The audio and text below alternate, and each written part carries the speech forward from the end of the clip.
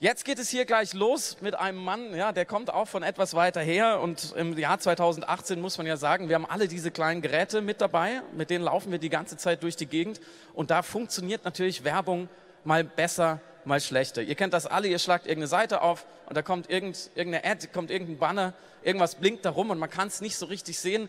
Man muss einfach sagen, auch im Jahr 2018 funktionieren Mobile Ads nicht immer so gut auf allen Geräten, manchmal sind sie inkompatibel, manchmal stimmt was mit der Technik nicht und manchmal, ganz ehrlich, sind sie auch einfach hässlich und unnütz. Und wir haben jetzt einen Mann hier, er heißt Geer von Verve, er ist der Vice President und Creative Director und der erklärt uns, warum Standortdaten und kreatives Design in der Welt der Mobile Ads besonders wichtig sind.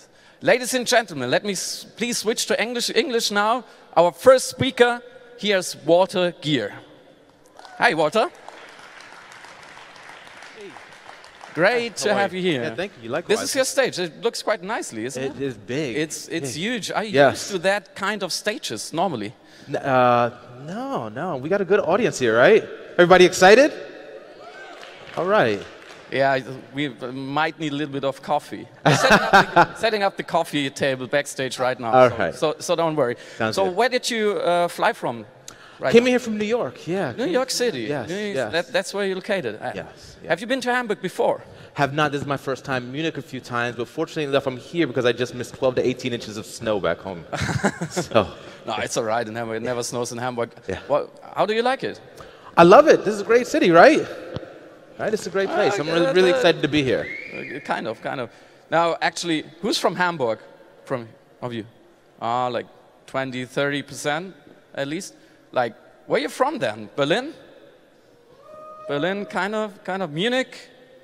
Yeah, Munich. Wait, there's no one here from the States? No one here from the States? Somebody Someone from like abroad? way back was like, hey. So quiet. Germany? Our German audience. So, I think that's enough talk for the beginning. Stage is yours. We're excited to hear what you have for us. Sounds good. Have fun. Geer. Great. So thank you, everybody, for allowing me to be here. Everyone, you could get close. Don't swear I won't bite. This is going to be fun, I promise, right? I might offend a few people. I apologize in advance. Is everyone okay with cussing? All right, good, because I'm going to cuss a lot. Here we go. What I want to do today is talk about how we reimagine this space. And truth be told, I'm going to actually ask a question of the audience here. Show of hands, how many people actually remember the last time they saw an ad on their mobile device? Show of hands. All right, keep your hands up for a second. Now, for you now, put your hands down if you actually do not remember the name of that brand. Okay, there's not one hand up left. Because the next question I was going to ask if there's anyone's hand up is, was it your client, right? Or your brand. And I asked that question because clearly, like, the majority of us are in advertising, right? And it's a real problem that not anyone in here can actually remember the last time they've actually seen an ad, right? Or the brand. That's a problem, right? So truth be told, I'll be completely honest, I fucking hate ads, right? And the reason why I hate ads is really simple, is because when we talk about ads, so often we actually think about this 728 by 90 at the top of my page when I'm on display. Or now when I go to my mobile device, that 728 by 90 is now 320 by 50, same exact spot. I scroll down a little bit, and then I have that 300 by 250, just like desktop, right? Or it gets better. You get these type of opportunities, and we've been conditioned to go top right to know that that X button is there, right? That's where we close out of that experience. But it gets even better. You have these type of opportunities where you have this ads like double stacked, right? So when you look at these are bad experiences for a lot of reasons. Number one is something called banner blindness. When I know that an ad is always in the same exact position on my favorite apps or sites, you completely block it out, which is why we don't remember. More importantly, when that stuff happens there with those takeovers, right, we're conditioned to know that that close button is top right. So we very quickly initiate, engage in that, and then it's gone, right? So the other thing that really annoys me about this space, and we talk about mobile advertising, is everyone will always say that. Someone will say that within the first 5 minutes of a conversation. It's about the right person, right place, and right time. And that's nonsense too. And the reason why that's nonsense is because there's such a bigger piece of that story. And whenever people get on stage and say that, or I'm in a meeting and someone says that, I swear I want to have one of these Kanye moments. Oops, volume. Well, Kanye, it's more than you. Doing what? You ain't got. Come on, chill. So that was Kanye getting upset in an interview. But what else is new, right? But that being said, the bigger problem here is this, right? Is that when we look at this space, right, it needs to be about these two sides. Because so many oftentimes that companies focus on one side or the other, right? Primarily, the folks who deal with the data assume that it's about the right person, right place, and right time, right? And the bigger problem is when you don't have the right creative to drive that engagement from that individual, it means absolutely nothing. And on the other side, you have folks that are completely focused on the creative, and while they do great, beautiful, impactful, compelling stuff, if you don't understand who the individual is on the other side of that screen, again, it means absolutely nothing. So let me give you guys a great example of how, this potentially has gone bad, right? So I'm driving down the street, oops. And clearly, Verve pays me well, right? And that's really not real. That's Photoshop, by the way. I'm not that much of an asshole. And I'm using Waze. Do many people in here use Waze? Yes? Maybe? I see a few head nods. So I'm using Waze. The bigger problem here is this. It is 12:50 p.m. You see here, I am 1 minute from my destination, 0.1 miles away, literally a half a block around the corner. Clearly, I'm at a red light. I get this ad that is from Quiznos. Does anybody see the problem with this ad? I'm going to actually forward it. Anybody see the problem with this ad? You've seen it, right? 36 minutes it adds to my drive that's 1 minute away. That's crazy, right? That was absurd. And see, the thing we need to be figuring out and thinking through is like, we need to create opportunities that matter, right? Know who I am. You know where I live. You know where I'm going. Don't give me something that's going to take me completely out of my way. Now, here's a bigger question. When we start talking about the design and focusing on the creative itself, what does this color mean to most people? Stop, right? Stop. We see it every day, right? We've been conditioned from a little child to know that that is stop. Red means stop. Red light means stop. You see this sign, that means stop. But can I ask you a question? Why in the world do we actually see exit signs that are stop?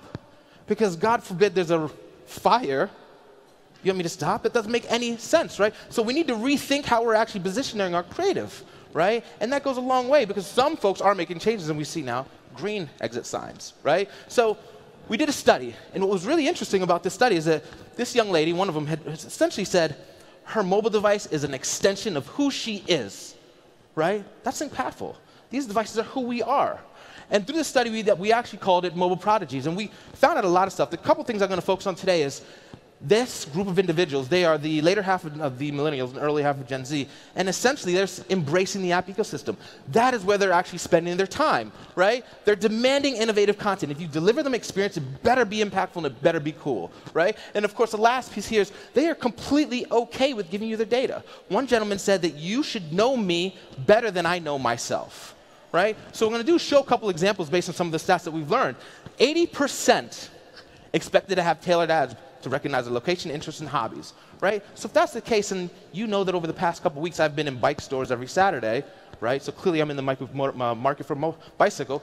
If you actually serve me this creative here, that's now not intrusive, right? If you serve that to me on Friday evening, knowing that I might go to another place Saturday, and then of course the nearest location, that might make more sense to me because it's relevant to me and the things that I'm looking for.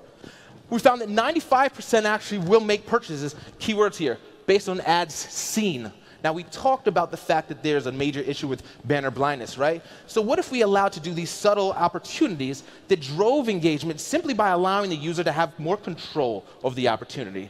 So this one we actually call the canopy on scroll. And what's happening now is only when a user scrolls up or down the page will that banner actually animate. And then we have these subtle areas that protrude out to kind of drive a little more intention. So what we've learned from this one is that it garners a high amount of interaction rate simply because the user feels though they're controlling that experience. But even better, because what we're doing is we're now measuring these creatives by quartiles. So we can understand how many people got to 25, 50, 75%, and even 100% completion, which allows you to be smarter around your creative and how you're executing it. But the bigger thing when we talk about mobile devices is clearly the intent to buy, right? People want to, at the end of the day, drive someone to make a purchase, right? So we found that 96% of Americans with internet access have made an online purchase in their life, and 80% in the past month alone. So let's think about that for a second. How many steps does it actually take to get someone from a banner on a mobile device to actually make a transaction? There's a lot. There's actually 10 steps. I'm not going to go through them all, but that's a lot of steps for someone to actually take, right? Which is odd because we live in a world where I can right now get on my mobile device and go directly to Tesla, and literally within 10, 15 minutes, I can purchase a $115,000 vehicle, right? We also live in a time where I can actually go right over to Amazon and tap once and make a transaction. So why is it that we're not actually repurposing things and using them in formats, ad formats, right? So we learned that 39% wanted customized products based on things that they want to buy. So what if we actually created that checkout opportunity in the ad with that same format, right? So now you're scrolling, you see products, you have the ability right away to actually add these to your cart. And if you want to go ahead and make this purchase, go up, view your bag, and simply check out and make that full transaction. Right? So the idea is, let's do minimal steps to actually get someone through that entire process as quickly as possible and let them go on about their way. Another thing we learned here is that 46% of individuals wanted to actually have the opportunity to save an ad. Right? So what we find most folks do is they see something they like, they actually screenshot it and put it down. But the problem is now when you're running things like video or rich media experiences or games, that opportunity to screenshot, you don't really save anything. Right? So what we decided to do is, if you think about this, so many people believe that if I'm actually walking down the street with my mobile device right now and I get an ad from McDonald's, I'm going to stop and say, whoa, I should actually go into McDonald's right now. Doesn't happen like that, right? Does anyone do that? Right? No.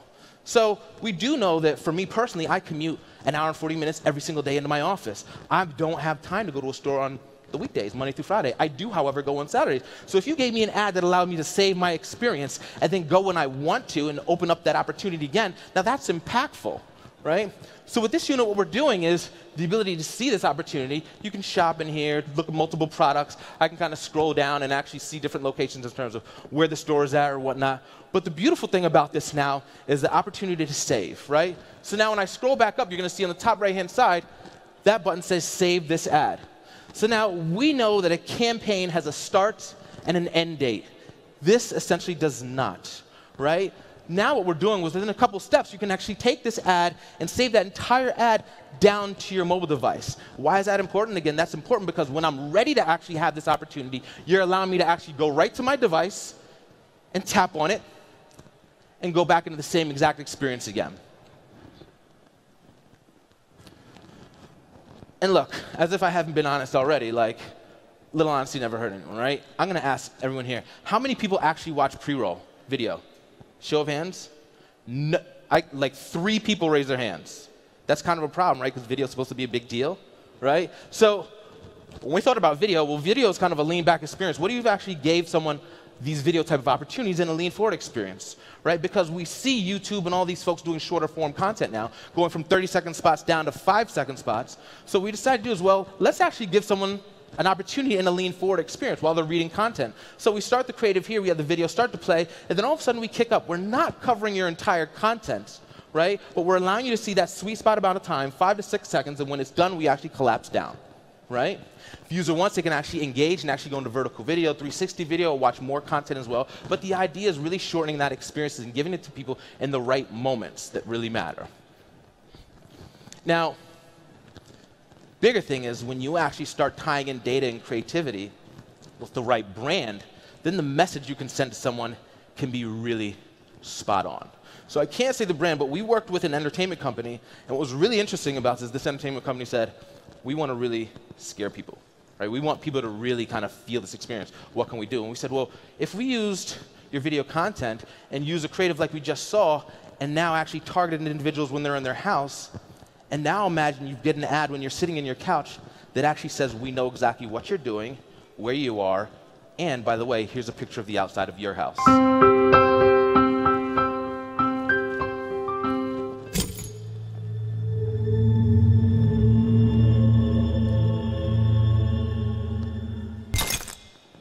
Does that freak anybody out? See a few head nods. Yes, a lot of head nods. Right. So yeah, so the ability to really target people in a different manner with creative that really matters, something that's going to drive engagement, something that's going to startle and surprise, right? And here's our approach to design.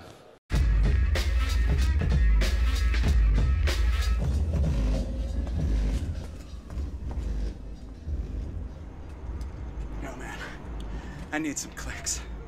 Okay.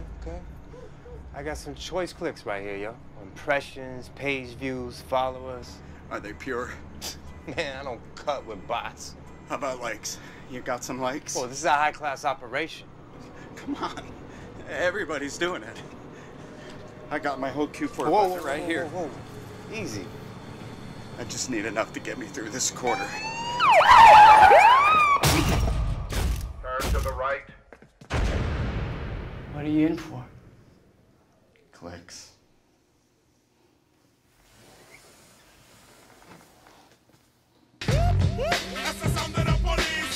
There's a real reason why I brought that up, other than the fact that it's funny as hell, right? Has anyone seen this stat? This stat is 8 years old. 8 years old. We actually learned this on display. And what we essentially found out was the people that were clicking on ads was a very small portion who's clicking on everything.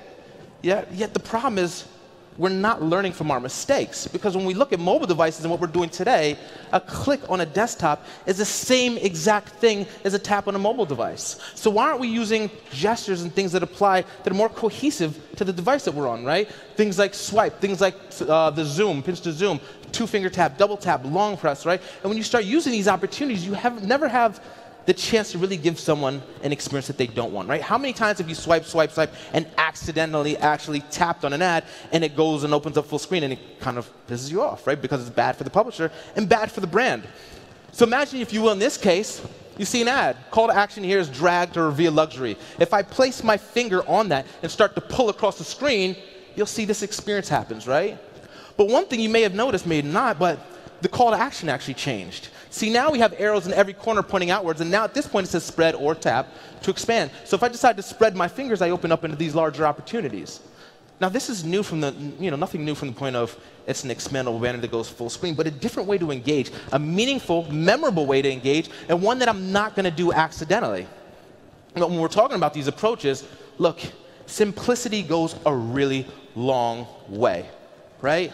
We need to be building opportunities that people are used to doing. We know that every single day, each one of us in here opens up one of these apps, right? Google Maps, Apple Maps, Waze. We know that when we open that, we can actually see our direct location, and then, of course, the surrounding things around us that we want to search for. So why is it that we don't have these opportunities in ads? Isn't that crazy, right? So what we're doing in our ads is very simple. We're going to help drive people to locations. So when you open up these ads, we're creating that same exact experience that looks and feels like what you're used to doing today, right? So we have live maps that will automatically show you the nearest location, and then when you actually start doing that, you can literally start driving right then and there. So you have these branded opportunities for your brand to get someone to a certain place, right? What we're doing next in this is applying things like AR, right? So now when you actually see that same opportunity, you're going to be able to see where you're at and start getting those driving directions literally right there on your screen.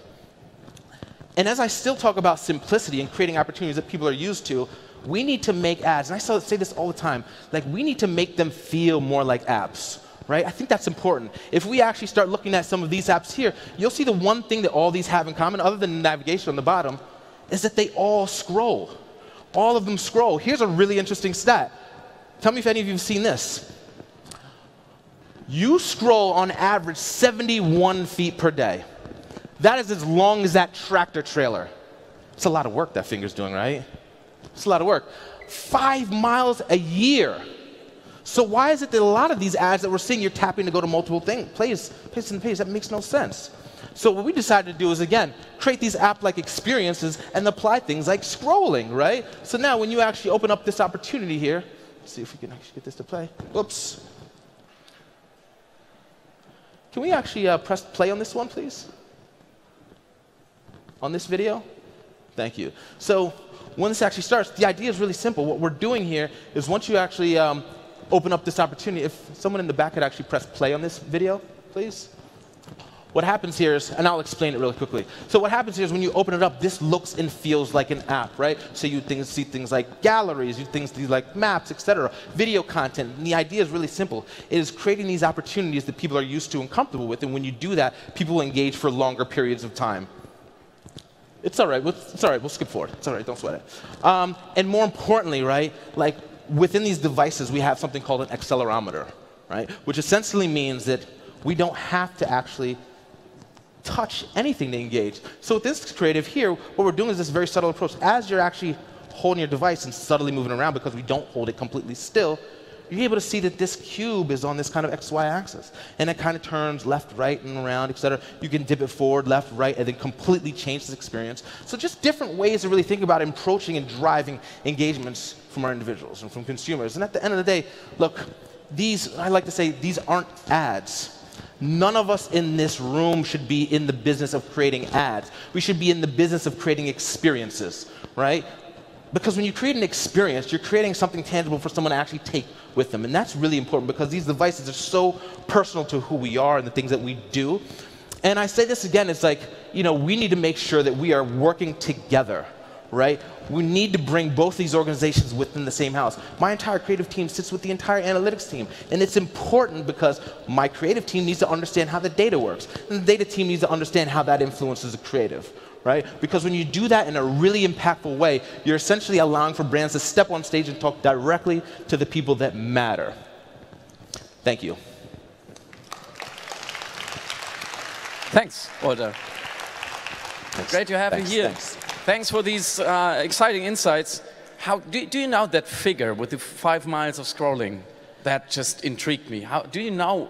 How did you measure that? Do you know where it comes from? So it was an article I read, and it was like it went so deep into the math that it was like it kind of blew my mind. But this individual essentially went and kind of looked at time spent on mobile devices, and based on time spent, the most popular apps, and then on those popular apps, time spent on those, and then the type of features. That's crazy. They had, and it was I mean that's a crazy amount of swiping, really, right? Like power thumbs. Oh yeah. Power thumbs. So thanks a lot. I hope you have a great time in Hamburg. See something of the convention. And the last question. Yeah. After showing us your dream car, what kind of car do you drive actually? I drive a Ford Explorer. Okay. I have a family, kids, and all that stuff. So, That's fair enough. Okay. I wish I had a Lamborghini though. Oh, If anyone wants to get me a Lamborghini, we could all chip in on one. Yeah, they should pay you. Sounds good. And we're at booth 1718. If anyone has any further questions, please come down. I'd love to talk. Okay. Thanks Have a so great much. time. Bye-bye.